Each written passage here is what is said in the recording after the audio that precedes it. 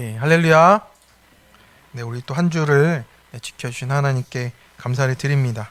네, 우리 옆에 있는 우리 지체를 보면서 우리 축복했으면 좋겠습니다. 이렇게 만난 것이 은혜입니다.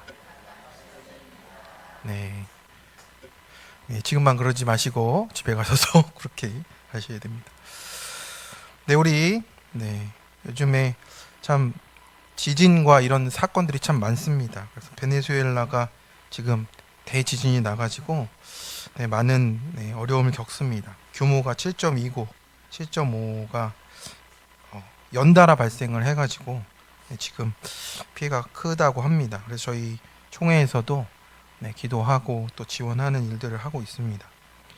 그래서 지금 사망자는 1,400명이 넘었고 7만 명 이상이 이제 행방불명 상태라고 하니 그 자체가 너무 큰 일인 것 같습니다. 저희는 이제 듣기만 하니 잘 어려움이 느껴지진 않는데 우리가 이런 일들 가운데서 또 그들을 또 긍휼히 여길 수 있게 해달라고 또 기도하고 참 우리 인생의 안전이 하나님께 달려 있음을 고백합니다.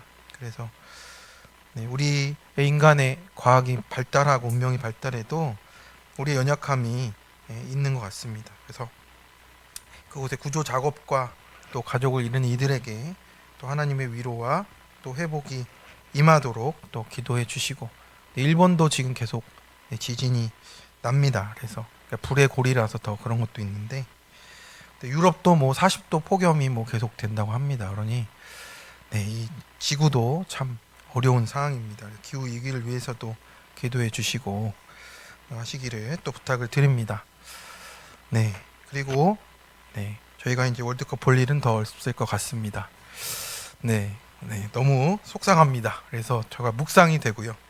하나님 왜 이런 일이 생겼습니까? 묵상이 되고 힘들면 묵상해야죠, 그죠? 묵상하시고 이게 구조 개혁이 필요한 것 같습니다. 협회가 이제 공정한 과정이 없다 하니 그런 게 좀 계속 쌓였던 것 같습니다. 그래서 이 월드컵 본만이 아니라 축구협회만이 아니라 우리 자녀들이 살아갈 세상들이 이런 공정하지 않는 부분들이나 이런 것들이 또 이런 기회를 통해서 좀 드러난 거라고 생각합니다. 드러난 건 또 회복하라고 하는 하나님의 뜻이니 그런 부분들을 위해서도 함께 기도해 주시기를 바랍니다. 안 하실 겁니까? 같이 기도해 주세요. 오늘 말씀을 같이 나누겠습니다. 사무엘하 17장의 말씀이고 이 사람에게 달렸음이라의 내용입니다. 요즘 언론의 기사들을 보면요, 매우 자극적으로 제목들을 뽑아냅니다. 그래야 이제 조회수가 올라가잖아요.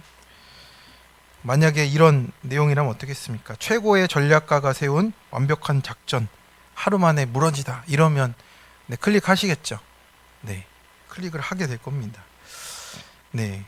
전쟁이든 기업이든 스포츠든 최고의 전략가는 언제나 전략 주목을 받습니다. 이 사람이 있으면 이긴다. 이 사람이 브레인이다. 이 사람만 데려오면 회사가 산다. 이런 전략가들을 늘 찾고 있습니다.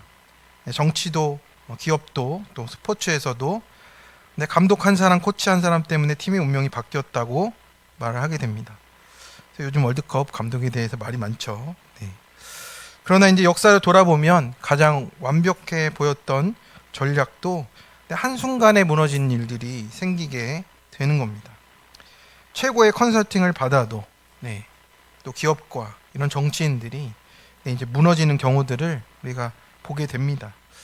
이게 어디서부터 잘못된 걸까 생각을 하게 되는데 오늘 본문에서도 그런 이야기들이 나타납니다. 이스라엘의 최고의 책사인 아히도벨이 등장하고 있어요. 당시 사람들은 그의 계략을 들으면 이제 하나님께 직접 묻는 것처럼 답을 얻는다라고 할 정도였으니 사람들이 놀랍게 여기는 사람이었죠. 그가 내놓은 전략은 이제 흠잡을 데가 없는 정도였어요. 압살롬도 동의했고 그 장로들도 동의를 했습니다. 이것이 정답이다라고 했는데 그 완벽한 전략이 이제 이루어지지 않는 거예요. 왜 그렇습니까? 네, 전략이 부족해서였는지 아니면 군사가 약해서 있는지 운이 나빠서도 아니고 네, 하나님이 허락하지 않으시기 때문에 그렇다라는 겁니다. 네, 성경은 17장 14절에서도 그 이유를 이렇게 알려줍니다. 여호와께서 아히도벨의 좋은 계략을 물리치기로 작정하셨다라고 말씀을 하는 거예요. 사람들은 자신의 선택과 전략으로 역사를 움직인다라고 생각을 하는 겁니다. 실제로 역사를 움직이는 분은 우리 눈에 보이지 않아도 하나님이신 줄을 믿습니다. 우리가 우리 인생에서도 수없이 계산을 합니다. 이 사람이면 된다. 우리가 계산하는 여러 가지들이 다 있잖아요. 이 직장, 또 승진만 되면, 또 성적만 되면, 이 문제가 해결되면 행복하다라는 그 공식이 우리를 자꾸 세뇌를 합니다. 그런데 하나님은 우리에게 물어보는 거예요. 정말 그것이 우리의 인생을 결정하는 것이냐고 물어보는 겁니다. 그래서 오늘 사람의 전략보다 크신 하나님의 뜻이 무엇인가, 그리고 동시에 지금 내가 누구를 의지하고 살아가고 있는가를 보라고 말씀을 하십니다. 그래서 오늘 말씀을 통해서 내 안에 사람을 더 의지하는 압살롬의 모습이 있는지, 내 지혜가 더 큰 아히도벨의 모습이 있는지 우리 함께 또 살펴보고자 합니다. 첫 번째로 기가 막힌 전략이어도 하나님의 허락하심에 달려 있다라는 거예요. 우리 1절의 말씀을 보니까 아히도벨이 또 압살에게 이르되 이제 내가 사람 12,000명을 택하게 하소서. 오늘 밤에 내가 일어나서 다윗의 뒤를 추적하여라고 했습니다. 앞장에서 이제 압살롬에게 계략을 내놓았던 아히도벨은 쉬지 않고 또 다른 전략을 제안하는 거예요. 이 앞장에서의 전략은 무엇입니까? 아버지를 욕되게 하는 거였잖아요. 후궁과 동침하게 만들어 놓고 이제는 아버지와 아들로서 돌아올 수 없는 강을 건너도록 만든 거예요. 그 다음에 이제는 어떻게 합니까? 이 12,000명을 택해서 오늘 밤에 추적하겠다라고 숨 쉴 틈 없이 몰아붙이고 있습니다.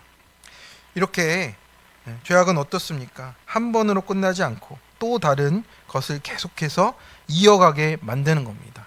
그래야만 살아남을 수가 있기 때문에 그러는 거예요. 그래서 복수가 또 다른 복수를 계속 만들어내고 있습니다.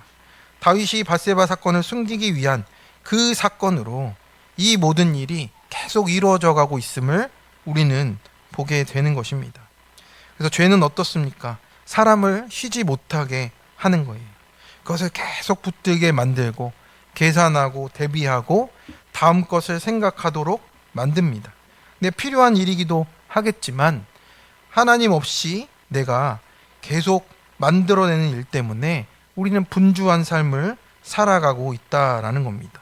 어디서도 평안을 누릴 수가 없게 되는 사람이 되는 겁니다. 그런데 여기서 우리가 한 사람을 더 깊이 살펴보면요, 지금 이 아히도벨의 전략이 무엇을 위한 것인가가 이제 드러나고 있습니다. 이제 많은 성경학자들이 아히도벨이 밧세바의 할아버지였다라고 이렇게 이야기를 합니다. 사무엘하 11장에 밧세바의 아버지가 엘리암이라고 기록되어 있는데 이제 사무엘하 23장에 아히도벨의 아들 엘리암이 나타나는 거예요. 그러니 이 아히도벨은 밧세바의 할아버지가 되는 겁니다. 그런데 다윗이 어떻게 한 거예요?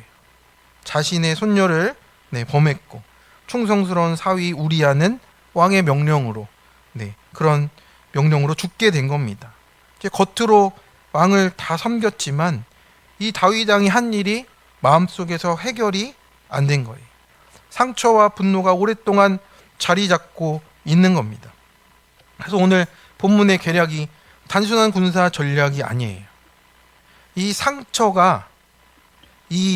상처가 이제 전략의 옷을 입고 다윗을 해결하고자 하는 그 모습이 드러나고 있는 겁니다.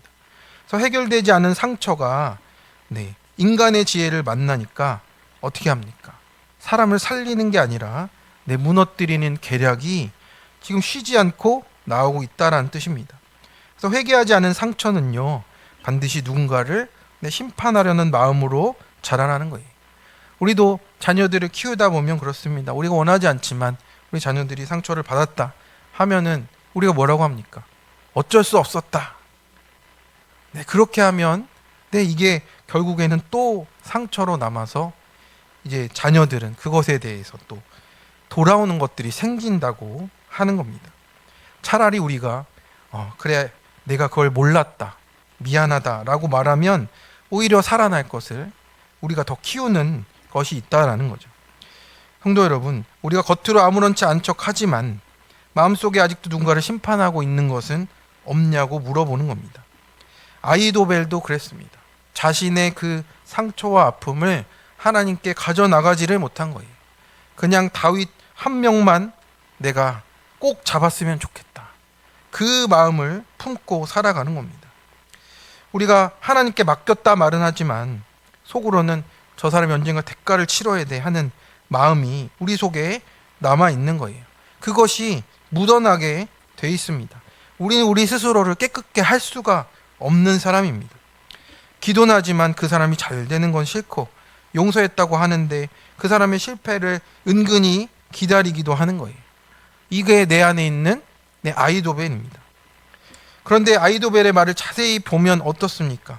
내가 이제 사람 12,000명을 택하게 하소서라는 거예요.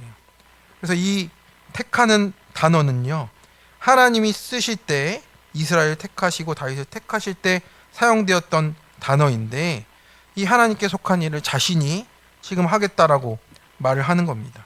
아히도벨 자신이 누군데 선택을 합니까? 압살롬이 선택을 하는 것도 아니고 자기가 택하게 하겠다라는 거예요. 왜 그렇습니까? 이거는 처절하게 지금 다윗에게 복수하겠다는 뜻밖에 안 된다는 거예요. 압살롬도 아니고 자기가 하겠다라는 뜻이 아주 깊게 나타나고 있는 겁니다. 우리의 죄의 본질이 결국 이런 것이라는 거죠. 내가 하나님 자리에 앉겠다라는 뜻이에요. 창세기 3장에서도 너희가 하나님과 같이 되리라는 말을 들으니 우리 죄가 언제나 하나님 자리를 차지하려는 마음, 거기서부터 시작이 되는 겁니다. 기도보다 계산이 먼저고 말씀보다 경험이 먼저고 하나님 인도보다 내 판단이 더 신뢰가 되는 상황인 거예요. 그래서 이 말씀을 묵상하며 우리가 질문이 생기는 겁니다. 아히도벨이 이렇게 집요한 것을 우리가 보게 되는 것이죠. 이 압살롬의 반역은 어떻습니까? 시간이 길어질수록 불리합니다. 마음 깊은 곳에는 불안이 있어요. 다윗은 전쟁의 달인이라고 여길 수밖에 없고 시간만 주면 다윗도 군사가 다시 모이고 그러니 아히도벨은 오늘 밤 끝장을 내야 한다라는 거예요. 얼마나 다급하겠습니까? 다윗이 두렵기도 합니다. 그리고 자신이 지금 계획한 일을 차근차근 다 이뤄가고 있는 이 시간표대로 하려고 하는 거예요. 이 시간표도 자기가 주인이 되어 있다라고 하는 겁니다. 네, 우리 2절의 말씀을 같이 한번 읽어보겠습니다. 시작. 그가 고나고 힘이 빠졌을 때에 기습하여 그를 무섭게 하면 그와 함께 있는 모든 백성이 도망하리니 내가 다윗 왕만 쳐 죽이고 라고 돼 있어요. 지친 순간, 약한 순간, 방심한 순간을 노리고 있습니다. 이렇게 2절 끝에 왕만 치면 된다라고 하는 거잖아요. 이게 얼마나 치밀합니까? 근데 오늘날 군사학에서도 이런 개념을 이제 참수작전이라고 부르거든요. 그래서 이번에 미국이 베네수엘라 대통령 어떻게 잡았습니까? 네, 마두로를 그냥 특별부대 보내가지고 잡은 거예요. 그러니 베네수엘라 자체랑 싸우지 않으니 베네수엘라가 그냥 미국을 따라갈 수밖에 없게 만들어 버렸잖아요. 아히도벨은 그때부터 이 작전을 한 거예요. 얼마나 뛰어납니까? 근데 아히도벨의 용이 주도한 심판의 의지를 보이십니까? 다윗 하나만 잡으면 된다는 거예요. 이게 얼마나 무서운 일입니까? 그러니 이제 다른 백성들은 저절로 돌아올 것이고 자신의 모든 것들은 다 이루는 거예요. 아히도벨이 그렇게 된 겁니다. 그러니 아히도벨은 이제 정말 당시 군사 전문가로서 이보다 더 좋은 전략은 없다라고 생각했고 압살롬과 장로들도 모두 옳다라고 말을 한 겁니다. 그러니 성도 여러분, 아히도벨은 근데 무엇을 못 본 겁니까? 다윗의 피곤함은 보았는데 다윗과 함께 하시는 하나님은 보지 못한 거예요. 환경은 계산했는데 하나님의 섭리는 계산하지 않았습니다. 우리도 얼마나 그렇습니까? 통장을 계산하고 건강을 계산하고 나이를 계산하고 우리의 모든 것을 계산하지만 하나님을 계산하지 않아요. 계산은 정확한데 인생은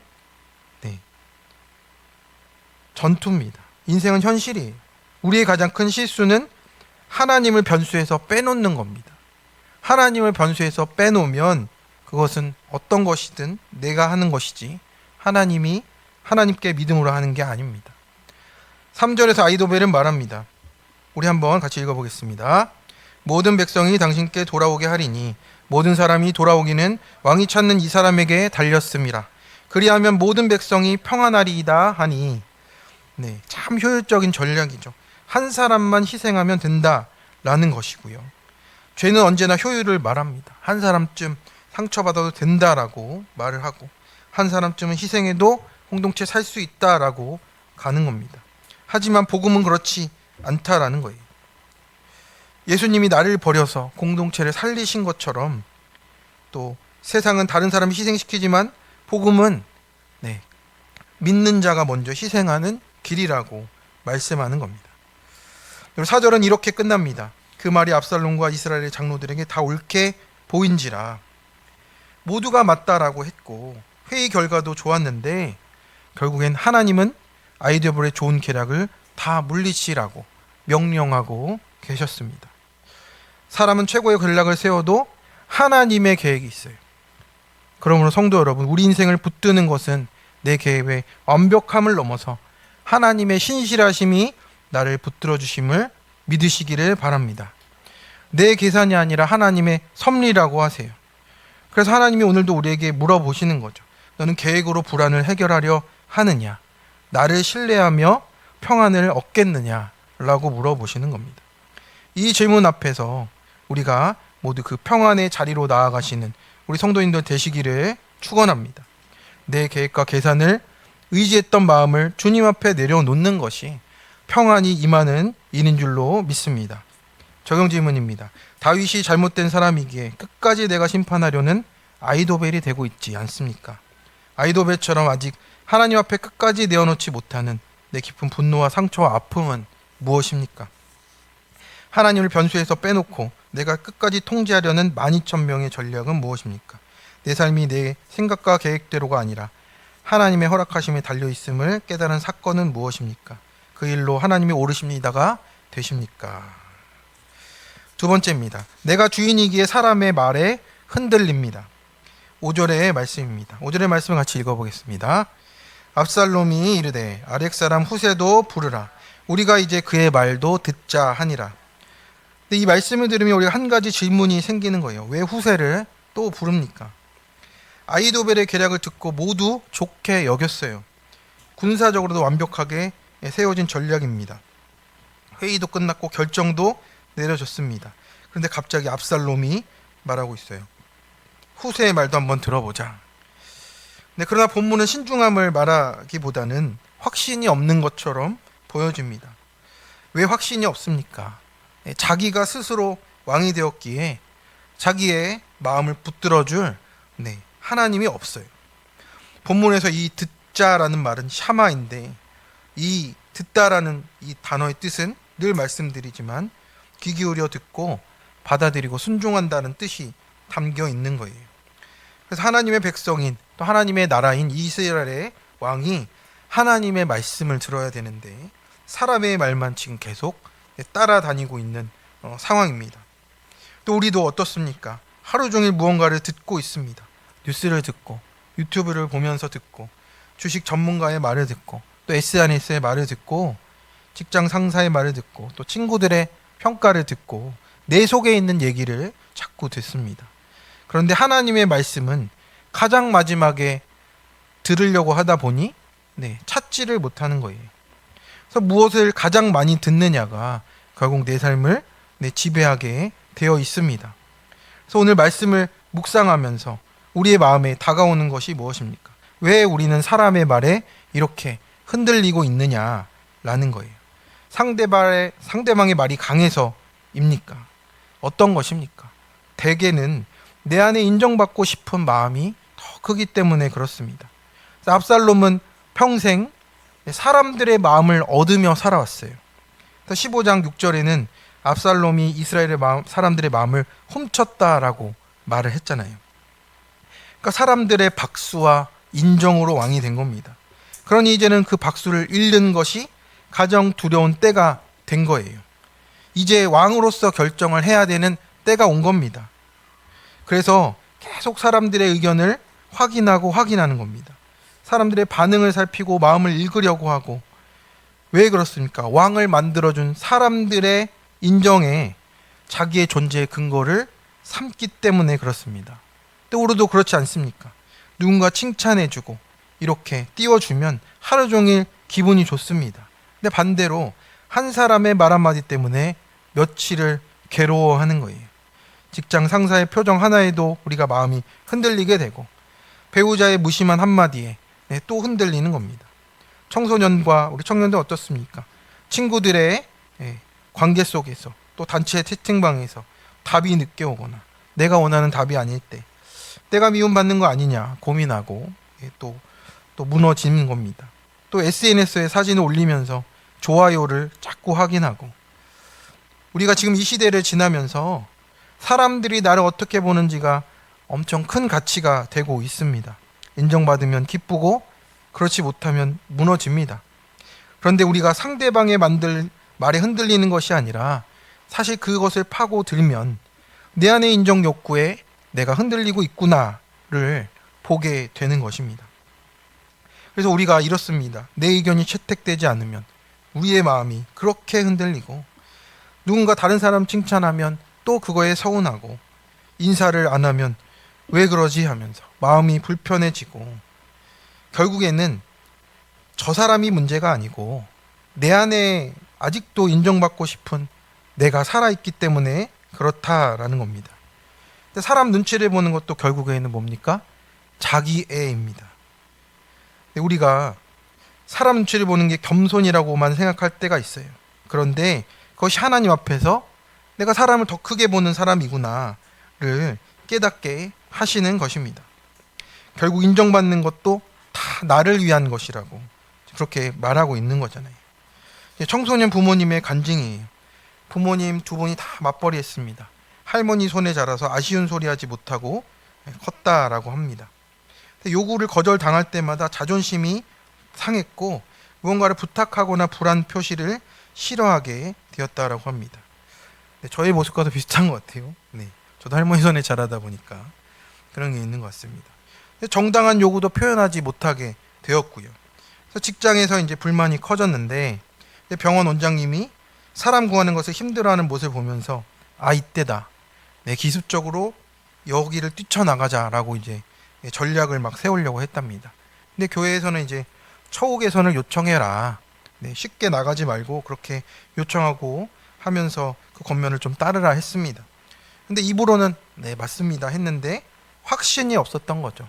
압살롬처럼. 처우 개선을 이제 그래도 적용하는 자리가 되어서 이제 갔는데 자신을 무시하는 대표님의 표정을 보면서 그냥 불쑥 이번 달까지만 하겠다가 튀어나왔답니다. 근데 월급 올려달라, 휴가 더 달라 이렇게 말하는 것이 자존심이 상했다라고 합니다. 이후에 좋은 조건의 병원으로 이직을 했는데 돈을 많이 주는 만큼 일은 더 힘들어졌습니다. 번아웃과 불만증이 왔고 조울증으로 힘든 시간을 보냈답니다. 그런데 딸도 이 성격을 닮아서 스트레스 증상이 나타났고 학교도 못 나가는 상황이 오니 자신도 이제 딸을 보며 회개하게 되었다고. 저와 딸이 자존심이 상해도 잘 부탁하는 연습과 순종을 할 수 있게, 또 이것도 자기의 힘을 고백하며 갈 수 있게 해달라고 기도를 부탁을 하는 간증이었습니다. 이렇게 내 모습을 보게 하시는 것이 우리를 살리는 길인 줄로 믿습니다. 우리 안에 있는 이 인정의 욕구가 얼마나 큽니까? 그렇죠? 이분은 표현을 안 하는 방식으로 자신을 인정해달라고 하는 거예요. 어떻습니까? 저에게도 참 비슷한 점이 있고요. 우리의 모습을 보면서 가는 길입니다. 압살롬은 사실 사람의 마음을 얻는 법만 아는 거예요. 정말 왕이 되는 법을 알지를 못하는 겁니다. 그러니 이제 쉽게 흔들리는 자리에서 지금 결정을 해야 되는 사람이 되어 있는 겁니다. 사람으로 얻은 것은 사람으로 잃게 되어 있잖아요. 그래서 사람에게 인정받아 세운 것은 사람의 평가가 바뀌면 네, 그날 이후로 끝인 거예요. 그러니 하나님께 인정받은 사람이 되어야 한다라고 오늘 말씀을 하는 겁니다. 사람의 반응에 흔들리지 않는 우리의 모습이 되어가는 것이죠. 예수님은 그 십자가에 못 박으라는 그 조롱과 모든 비난을 다 들어가셨습니다. 왜 흔들리지 않으셨습니까? 예수님은 이미 요단강에서 하나님의 음성을 듣고 그것을 붙잡고 가십니다. 이는 내 사랑하는 아들이요 내 기뻐하는 자라 라고 말씀하는 겁니다. 다른 사람이 다 뭐라 할지라도 아버지 하나님의 인정이 있었기에 사람들의 거절도 견디실 수 있음을 우리가 말씀을 통해 보게 됩니다. 우리도 마찬가지입니다. 사람의 칭찬으로는 결코 마음의 불안을 채울 수가 없습니다. 오직 나를 붙드는 것이 하나님 아버지의 그 사랑의 음성이고 그 말씀이신 줄로 믿습니다. 네, 우리 옆에 있는 가장 귀한 분에게 당신은 하나님의 사랑하는 자녀입니다. 네, 흔들릴 수 없음을 믿습니다. 아멘. 네, 시몬스만 그런 게 아니에요.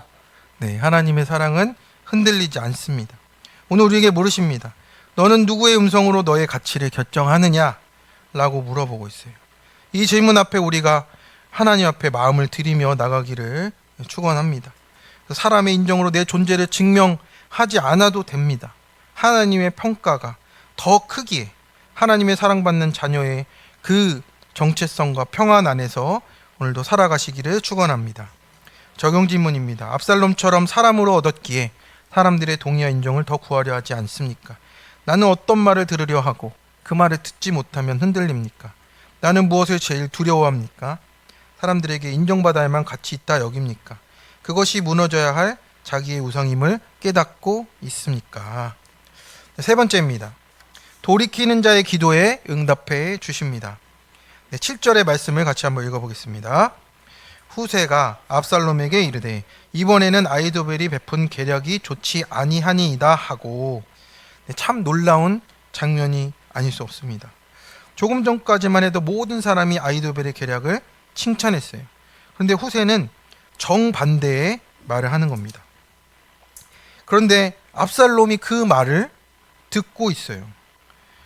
그럼 이것은 단순히 후세가 말을 잘해서만이 아니라 하나님이 지금 다윗의 기도를 들으시고 계시기 때문에 그렇습니다. 다윗이 어떻습니까? 기도해도 응답해 줄 만한 사람이 됩니까? 안 됩니까? 안 됩니다. 아들한테도 마음을 못 얻어서 그렇게 쫓겨다니는 신세가 됐어요. 그 삶의 결론을 지금 받아서 가고 있는 길입니다. 참 부끄럽고 할 말 없는 인생인데 돌이키며 가니까 하나님이 그 기도를 들어주시는 거예요. 네, 우리 옆에 있는 분에게 돌이키면 들어주십니다.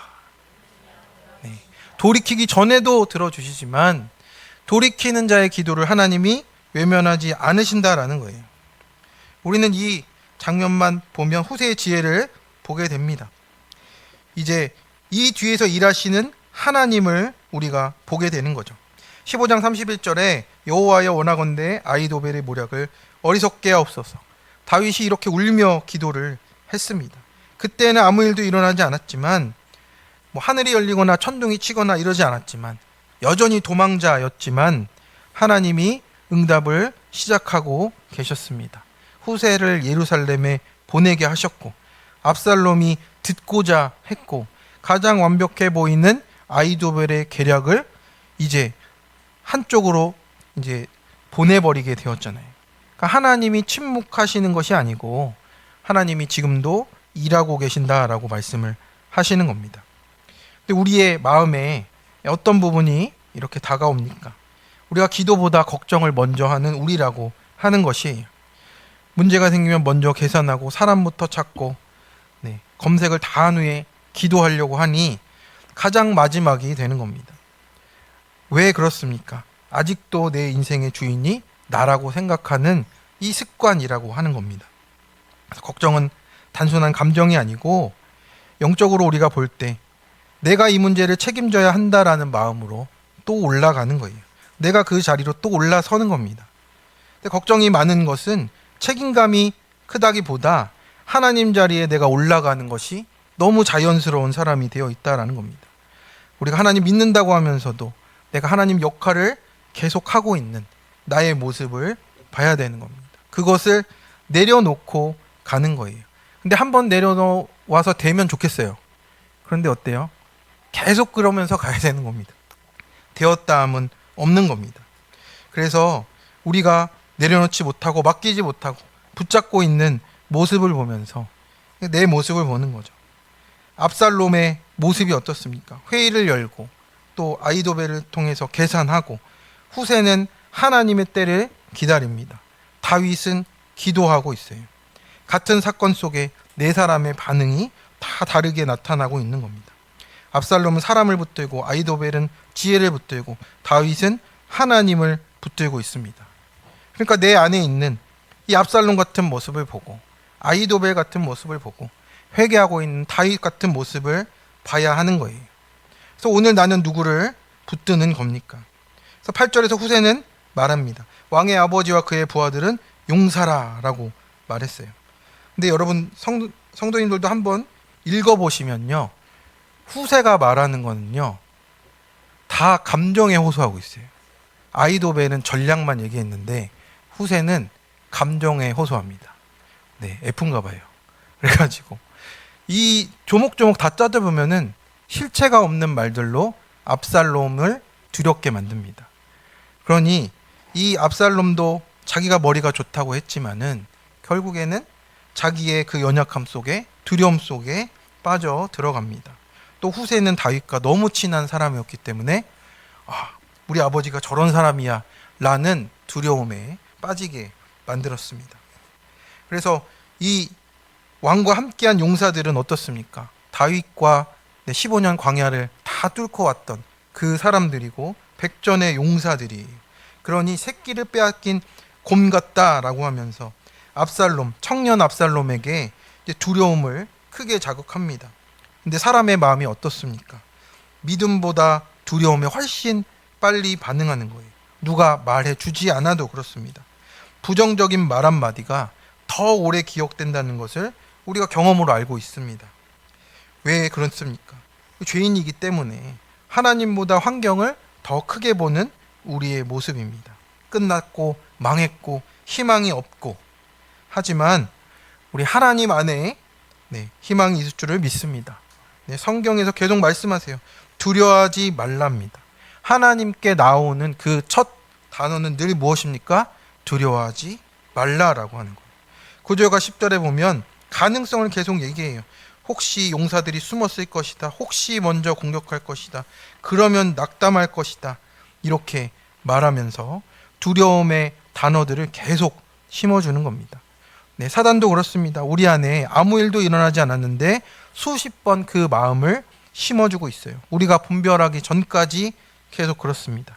병원 검사 결과가 나오기도 전에 우리는 최악의 결과를 늘 상상하지 않습니까? 자녀가 연락이 조금 늦으면 더 염려하고 두려워지고, 우리가 실제로 일어난 일보다 내 머릿속에 만든 미래 때문에 더 많이 괴로워하는 게 우리라고 사람들은 얘기합니다. 그래서 염려는 대부분 현실의 기반이 아니고 상상을 먹고 자라난다라고 말씀합니다. 그래서 우리가 기도하지 못하는 이유가 있어요. 하나님이 작아서가 아니라 내가 너무 크기 때문에 기도가 되지 않다라는 겁니다. 그래서 우리가 기도는 어떻습니까? 내가 내 왕좌에서 내려와야 기도가 시작이 되는 거예요. 하나님을 설득하려 하는 것이 아니고 내가 하나님이 아니구나를 인정할 때 기도가 됩니다. 하나님, 내가 이것을 이렇게 해주십시오라고 내가 설득하는 것이 아니라는 거죠.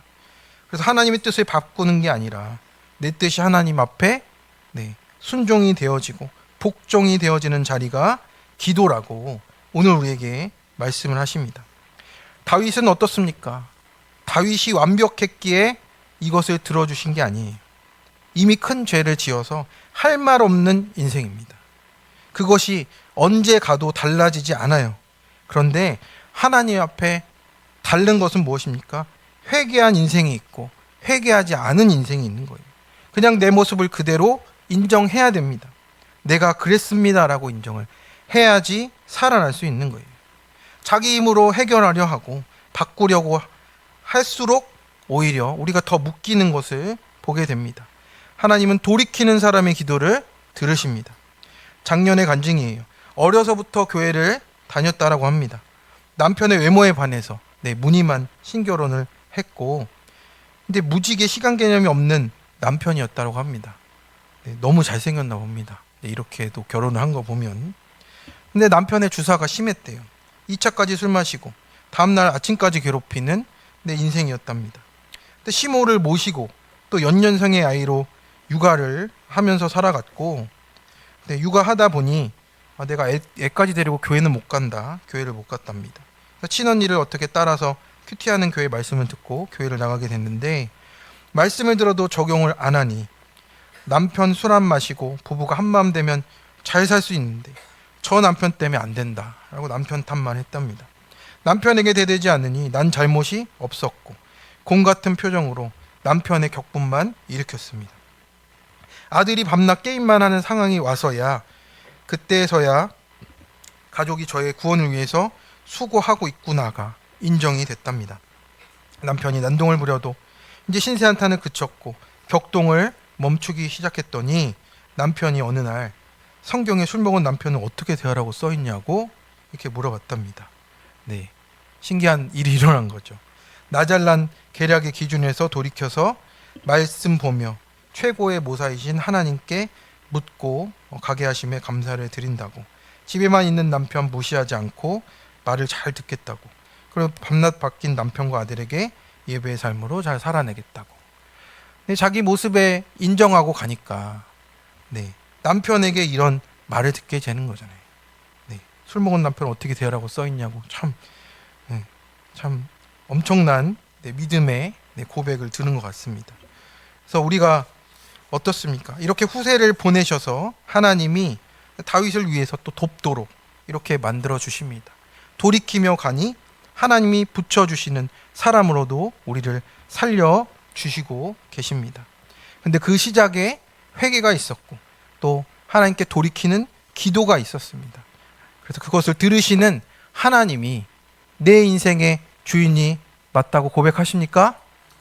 그 고백으로 나아가시는 우리 성도인들 되시기를 축원합니다. 적용 질문입니다. 나는 문제를 만났을 때 압살롬처럼 사람을 찾고 해결책만 구합니까? 다윗처럼 회개의 길을 가며 기도합니까? 돌이키는 나의 기도를 은혜로 들어주신 일은 어떤 것입니까? 다윗에게 보내신 후세처럼 보이지 않는 곳에서도 지체들의 믿음을 세우기 위해 신실하게 바라며 기도해주고 있습니까? 말씀을 읽겠습니다. 오늘 말씀을 들으면서 내 안에 누구의 모습이 가장 많이 보였습니까? 하나님 없이 끝까지 내 옳음을 증명하려는 아히도벨입니까?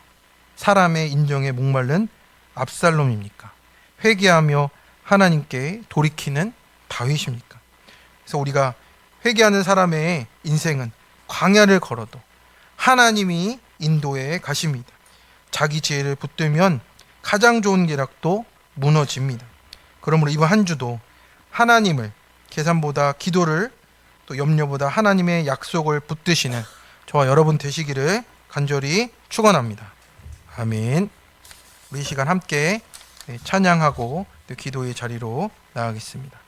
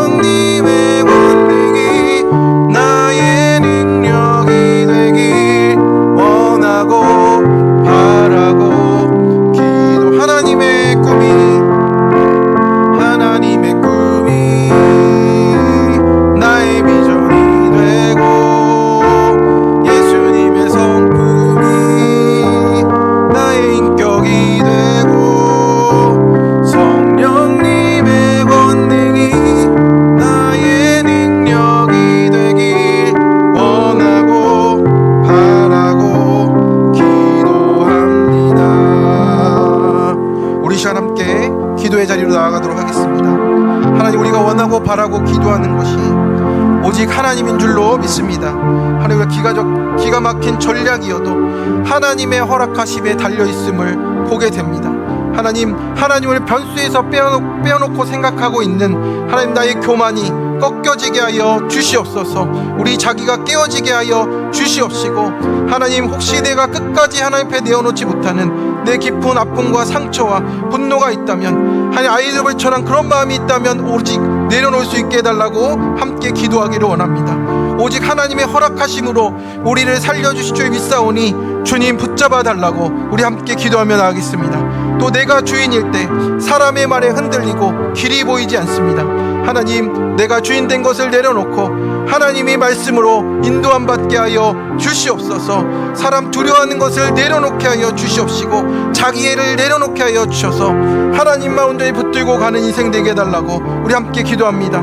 또한 우리 돌이키는 자의 기도에 응답하시는 하나님, 우리가 붙들고 기도합니다. 압살롬처럼 사람만 찾고 해결책만 구하는 것이 아니라 회개의 길을 가며 돌이키는 기도 가운데 하나님께만 나아가는 우리가 되게 해달라고, 주변의 지체들 위해서 신실하게 말하고 기도하는 후세 같은 우리가 되게 해달라고 우리 시간 함께 주님께 기도하며 나아가겠습니다. 하나님, 도와주시옵소서. 하나님, 우리를 주님의 자녀로 부르셨습니다. 하나님, 우리가 하나님 이 사람에게 달렸습니다 하며 하나님, 그것을 나의 계획으로 하나님 다 만들어갔던 아이들의 죄를 고백하며 주님 앞에 나아가오니 주님 불쌍히 여겨 주시옵소서. 하나님, 기가 막힌 전략도 하나님의 허락하심에 달려서만 하나님 바뀔 수 있음을 고백합니다. 내가 끝까지 심판하려는 아이도벨이 되고 있음을 고백하오니 주님 불쌍히 여겨 주시옵소서. 하나님, 압살롬처럼 하나님 사람으로만 살아가려 했던 그 죄악을 고백하오니 용서하여 주시옵소서. 사람을 두려워하고 말을 두려워하고 하나님, 내가 두려워했던 모든 것들을 내려놓고 하나님 자기를 내려놓고 나아갈 때 주님 흔들리지 않는 인생으로 하나님의 평안의 인생으로 나아가도록 도와주시옵소서. 돌이키는 자의 기도를 들어주십니다. 그 응답을 허락해 주십니다. 주님께서 견고히 세워가실 줄로 믿습니다. 하나님의 그 영원한 언약 안에 다윗을 세우셨으니 주여 역사하여 주시옵소서. 주님의 나라의 그 뜻을 우리가 이루며 살아가도록 도와주시옵소서. 불쌍히 여겨 주시옵소서. 함께하여 주시옵소서. 우리를 살리시는 주님을 온전히 한 주간 붙들고 나아가도록 도와주시옵소서. 하나님, 우리의 주님의 음성 들리는 인생 되도록 그 길을 걸어가도록 도와주시옵소서.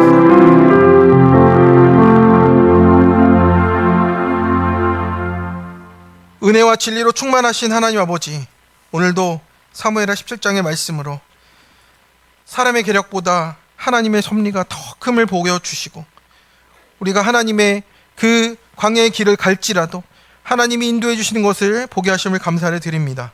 우리가 입술로는 하나님 믿는다고 고백하면서 내 계획과 계산을 더 의지하며 살아왔음을 고백하오니 주님, 이제는 하나님의 허락하심만 모든 것을 결정한다는 그 믿음으로 하나님 온전히 세워지도록 도와주시옵소서. 저희 안에 압살롬과 같은 마음이 있음을 고백합니다.